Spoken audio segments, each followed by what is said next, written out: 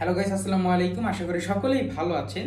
তো আজকের ভিডিওটি মূলত হতে যাচ্ছে মালয়েশিয়াতে আসার আগে এবং পরে যেই সকল অ্যাক্টিভিটিগুলো আছে এবং এয়ারপোর্টে আপনাদেরকে কি কি করতে হবে এই সকল কিছু নিয়ে ডিটেলসে একটা ভিডিও করতে যাচ্ছি।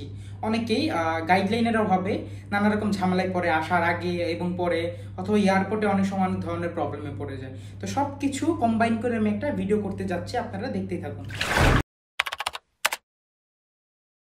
তো শুরুতেই আসা যাক, ভিসা পাওয়ার পর আপনারা কি কি করবেন। ধরেন আজকে আপনি ভিসাটা পেলেন, আপনি ফ্লাইট টিকিট বুক করবেন এবং মালয়েশিয়াতে চলে আসবেন।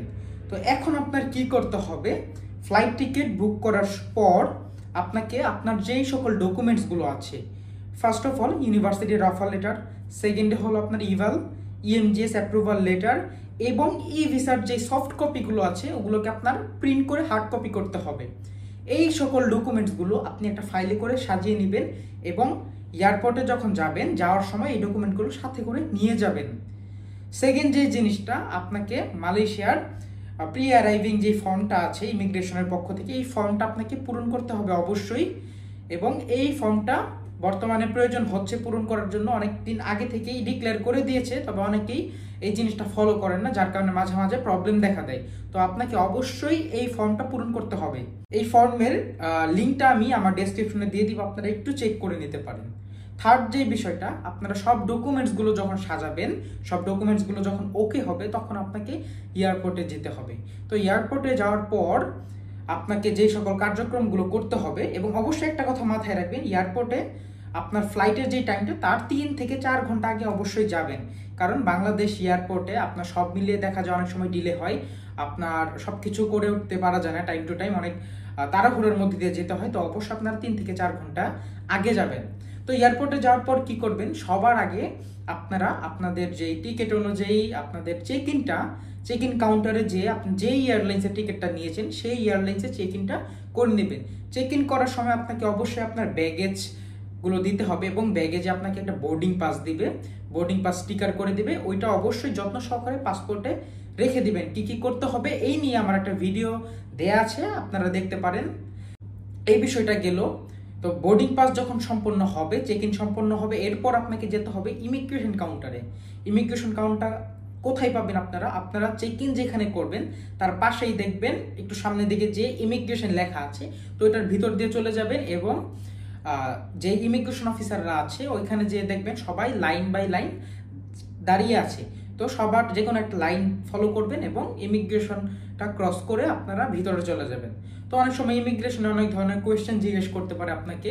ইমিগ্রেশনে অনেক সময় আপনাকে আলাদা কোনো একটা ঘরে নিয়ে আলাদাভাবে ইনকোয়ারি করতে পারে, সেই ক্ষেত্রে আপনারা ভয় পাবেন না, এগুলো জাস্ট আপনার কনফিডেন্স দেখতে চায়, তাছাড়া আর কিছু না। কারণ আপনার ভিসা আছে, আপনার অ্যাপ্রুভাল আছে, সব কিছু আছে। তো তারা আপনাকে আটকানোর কেউ না, আপনারা এটা নিয়ে কখনোই ভয় পাবেন না। তো ধরেন আপনি ইমিগ্রেশনটা কভার করে ফেললেন, এখন কি করবেন, এখন যেখানে আপনার ফ্লাইট আছে আপনার বোর্ডিং পাসে দেখবেন সবকিছু মেনশন করা থাকবে, আপনার কোথায় যেতে হবে না যেতে হবে সবকিছু বোর্ডিং পাসেই পেয়ে যাবেন। তো বোর্ডিং পাস ফলো করে আপনার যেই ফ্লাইট আছে, ফ্লাইটের যেই ওয়েটিং জোন আছে ওইখানে চলে যাবেন। তো সব কিছুই গেল, আপনারা মালয়েশিয়াতে এরপর ফ্লাইট ধরে চলেও আসলেন। এখন মালয়েশিয়াতে আসার পর আপনারা কি করবেন, যেটা 95% মানুষই জানে না এবং যার কারণে আপনাদের সমস্যা হয়ে থাকে। যখন আপনার ফ্লাইটটা শেষ হবে, আপনি ল্যান্ড করবেন মালয়েশিয়াতে, তখন সবাইকে ফলো করবেন, সবাই যেখানে যাচ্ছে সেখানে যাবেন, যে সবার আগে আপনাকে ইমিগ্রেশনটা কমপ্লিট করতে হবে। তো এখন ইমিগ্রেশন কিভাবে কমপ্লিট করবেন, স্টুডেন্টদের জন্য সাধারণত মালয়েশিয়াতে আলাদা ইএমজিএস এর পক্ষ থেকে একটা হাব থাকে, তো ওইখানে যাবেন। ওইখানে যাওয়ার পর আপনাকে বেসিক কতগুলো ইনকোয়ারি করবে, তারা অভ্যর্থনা দিবে, এরপর আপনাকে তারাই দেখায় দিবে কোন দিক দিয়ে যেতে হবে এবং কোন ইমিগ্রেশন কাউন্টারে ইমিগ্রেশনটা সম্পন্ন করতে হবে। নর্মালি এটা একদম সাইডে একটা ইমিগ্রেশন থাকে, ইমিগ্রেশন অফিসার থাকে, স্টুডেন্টদের জন্য ওই ইমিগ্রেশন কাউন্টারে ইমিগ্রেশন করতে হবে আপনাকে। তো বেসিক্যালি আপনি যেভাবে যাবেন, আপনার ইএমজিএস এর হাব হয়ে ইএমজিএস হাব থেকে হাতের ডান দিকে দেখবেন ইমিগ্রেশনের একটা কাউন্টার আছে, ওইখানে যে সুন্দর মতো ইমিগ্রেশনটা কমপ্লিট করে আপনারা ওইখান থেকে এক্সিট নেবেন। এবং অবশ্যই বাংলাদেশ থেকে যখন ডিপার্ট করবেন আপনার পাসপোর্টে যেন এক্সিট সিলটা দেয় এটা একটু ফলো করে নেবেন, এবং বের হওয়ার সময় যেন মালয়েশিয়ার ইমিগ্রেশন অফিসাররা আপনাকে একটা অ্যারাইভাল সিল দেয়। আদারওয়াইজ এটা কিন্তু খুবই সমস্যার। এই জিনিসগুলো আপনারা একটু খেয়াল করবেন। তো ইমিগ্রেশন শেষ হওয়ার পর আপনারা কি করবেন, আপনারা আপনাদের ব্যাগেজটা কালেক্ট করে নেবেন। ইমিগ্রেশন পার হওয়ার একটু সামনেই দেখবেন লরি চলে আসছে, ওইখানে যেয়ে আপনারা আপনাদের ব্যাগেজগুলো কালেক্ট করে নেবেন। তো ব্যাগেজ কালেকশন সব কিছুই শেষ হলো, আপনি এখন আপনার মতো ফ্রি। এখন আপনাকে আপনার ডেস্টিনেশনে যেতে হবে। তো এখন আপনারা সবার আগে কি করবেন, যেই জিনিসটা সবারই প্রবলেম হয় যে কিভাবে কি করবেন, এই মুহূর্তে সিম প্রয়োজন, তাই না? মালয়েশিয়ার ভিতরে আপনারা এয়ারপোর্টের ভিতরে আপনারা কিন্তু ওয়াইফাই পেয়ে যাচ্ছেন। তো এয়ারপোর্ট থেকে যে বাইরে যাবেন তখন কিন্তু আপনারা অবশ্যই সিমের প্রয়োজন হবে। তো সিমের ক্ষেত্রে কি করবেন, মালয়েশিয়াতে অনেক ধরনের দালাল দেখতে পারবেন এয়ারপোর্টে, হ্যাঁ, যারা কিনা আপনাকে সিম বিক্রি করতে যাবে আপনার কাছে 100, 150, 200 রিঙ্গিত দিয়ে। কোনো প্রয়োজন নেই, এগুলো হলো কাইন্ড অফ তাদের রেজিস্টার করা সিম। তো আপনি তাদের কাছ থেকে না নিয়ে আপনি মেইন গেটের পাশে দেখবেন বিভিন্ন কোম্পানির সিমের নানা রকম ক্যাম্পিং দিয়ে রেখেছে তারা। তো ওইখানে যেয়ে আপনার পছন্দের মতো সিমটা নিয়ে নেবেন আপনি।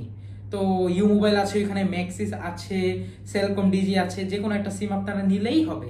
তো নেওয়ার পর সিমটা রিলোড করার পর আপনারা সুন্দর মতো সবকিছু সেট আপ করে নেবেন। তো সিমের ব্যাপারটা গেল, আপনার ফোনে এখন নেটওয়ার্কও আছে। এখন আপনি কি করবেন, আপনাকে তো আপনার ডেস্টিনেশনে যাওয়া লাগবে। তো আপনার আসার পূর্বে যেহেতু একটা অ্যাক্টিভিটি আছে আপনার, এটা আমি মিস করেছি, যে আপনার বাসা খোঁজা নিয়ে। আপনি যদি আগে থেকে বাসা ফিক্স করে আসেন তাহলে সেক্ষেত্রে ভালো হয়।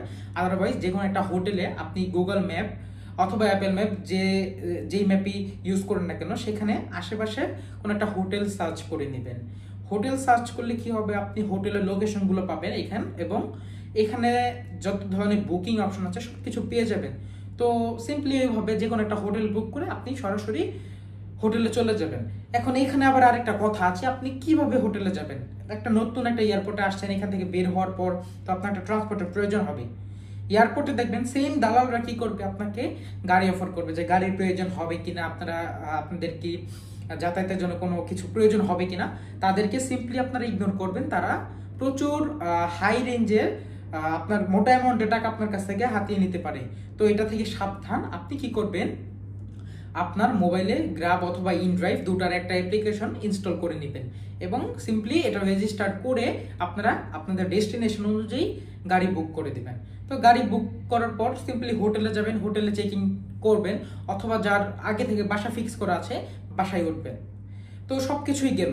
বাসা ওঠাটা খুবই ইম্পর্টেন্ট, কারণ ইউনিভার্সিটির যে সকল কার্যক্রমগুলো আছে ওগুলো সম্পূর্ণ করতে হলে আপনাকে ইউনিভার্সিটির কাছেই কোথাও থাকতে হবে। তো ট্রাই করবেন মালয়েশিয়াতে আসার পর আপনি ইউনিভার্সিটির আশেপাশে কোনো একটা অ্যাকোমোডেশনে। সবকিছুই গেল, এখন আপনাকে কি করতে হবে, আপনাকে অফিসিয়াল কাজগুলো সম্পূর্ণ করতে হবে।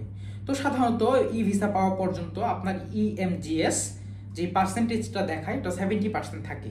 তো 70% যেহেতু থাকে, এখন আপনাকে কি করতে হবে, ভার্সিটিতে যেতে হবে। ভার্সিটির যেই সকল স্টাফ আছে অথবা আপনার এজেন্ট আছে তার সাথে কথা বলে আপনি মেডিকেলের জন্য প্রিপেয়ার হবেন। আপনাকে অবশ্যই এখানে মেডিকেল টেস্ট করাতে হবে।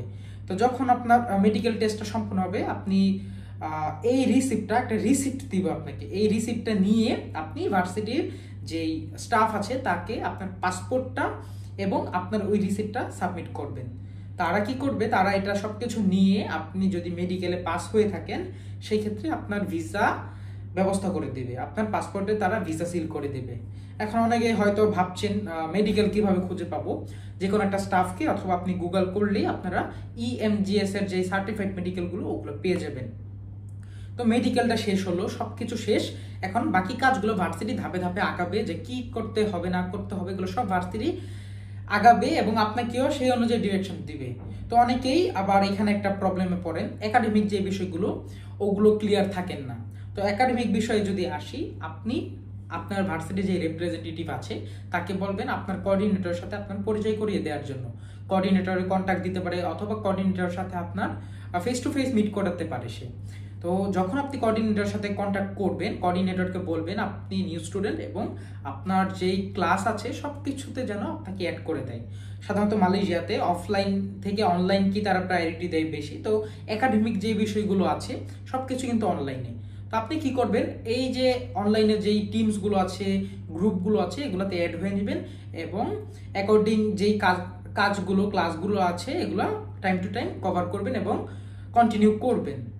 তো সব কিছু শেষে যখন আপনার ইএমজিএসে 70% থেকে 100% হয়ে যাবে, আপনি ভার্সিটির সাথে যোগাযোগ করে আপনার পাসপোর্টটা ব্যাক নেবেন এবং অবশ্যই পাসপোর্টে আপনার ভিসাটা বুঝে নেবেন। সাথে একটা আই কার্ড দেয়, যেটা এখানে বাংলাদেশে যেমন ন্যাশনাল আইডি কার্ড, এখানে আপনার ইমিগ্রেশন হয়ে যেহেতু আসছেন এই কার্ডটা দিবে, এটা অবশ্যই বুঝে নেবেন। তো এই ছিল মূলত আসার আগে এবং পরে যেই সকল কাজগুলো আছে আপনাকে করতে হবে, আদারওয়াইজ খুব বিপদে পড়ে যাবেন। কারণ অনেকেই বুঝতে পারে না বিষয়গুলো, যার কারণে আসার পর অনেকে আমাকে বলে যে ভাইয়া হেল্প করেন বা আমি কিভাবে কি করব, তাদেরকে আমি যথাসম্ভব ট্রাই করি, কিন্তু সবার পক্ষে তারা আমার সাথে কন্ট্যাক্ট করে হয়ে ওঠে না। তো তারা এই বিষয়গুলো একটু নোট করে নেবেন এবং অবশ্যই আপনারা এই বিষয়গুলো ফোকাস করে অ্যাকর্ডিংলি শেষ করবেন। তো আজকে এই পর্যন্তই ছিল, আশা করি ব্যাপারটা আপনাদের বোঝাতে পেরেছি। তবুও যদি কোনো ধরনের কোয়েশ্চেন থাকে, আমার ডেসক্রিপশনে আমার কন্ট্যাক্ট ইনফো সব কিছু দেওয়া আছে, আপনারা যে কোনো সময় আমাকে নক দিতে পারেন। তো সবাই ভালো থাকবেন, আল্লাহ হাফেজ।